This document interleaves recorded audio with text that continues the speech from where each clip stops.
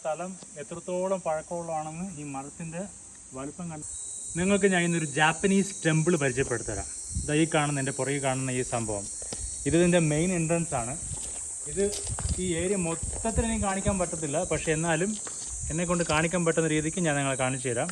ഇവിടുത്തെ ഒരു ഗുമ്മ പ്രിഫെക്ചർ എന്നൊരു സ്ഥലത്ത് ഇരിക്കുന്ന ഒരു ടെമ്പിളാണ് ഈ കാണുന്ന ഇത്.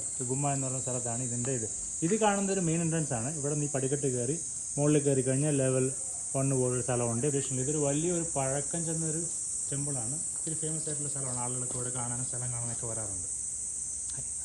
സ്ഥലം എത്രത്തോളം പഴക്കമുള്ളതാണെന്ന് ഈ മരത്തിൻ്റെ വലുപ്പം കണ്ടാൽ മനസ്സിലാവും ഈ ടെമ്പിൾ എത്ര പഴക്കമാണെന്ന്.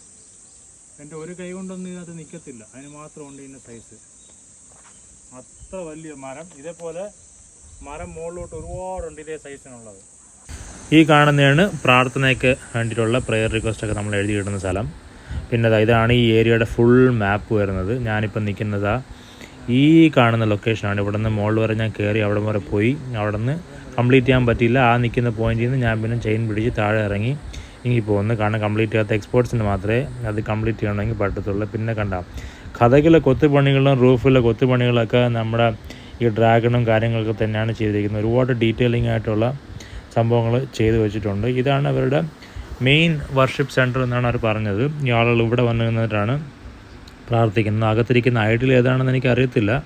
അപ്പം അകത്ത് ഞാൻ ഈ തെങ്കു എന്ന് പറഞ്ഞൊരു ഐഡിൽ ഞാൻ കണ്ടായിരുന്നു. അതാണോ അവരുടെ മെയിൻ ഐഡിലെന്ന് എനിക്ക് അറിഞ്ഞുകൂടാ.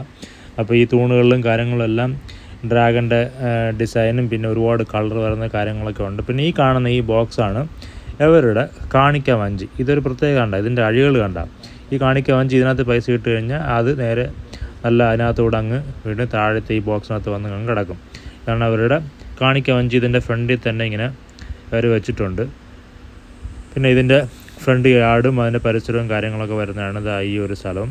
പിന്നെ ഈ കാണുന്ന സാധനം ഈ എഴുതിയിട്ടിരിക്കുന്നത് ഇതും അതുപോലെ തന്നെയാണ്. അവിടെ പ്രത്യേക ഏരിയ ഉണ്ട്. ഈ പ്രാർത്ഥന റിക്വസ്റ്റും കാര്യങ്ങളൊക്കെ ഉണ്ടെങ്കിൽ നമ്മളവിടെ ബോർഡ് വാങ്ങിച്ചിട്ട് പേപ്പറിലല്ലാതെ ബോർഡിനകത്ത് അവർ എഴുതുന്ന ആ ബോർഡ് വാങ്ങിച്ചിട്ട് നമുക്കതിങ്ങനെ എഴുതി ഇടാം. അങ്ങനെ പ്രെയറും കാര്യങ്ങളൊക്കെ ഉണ്ടെങ്കിൽ.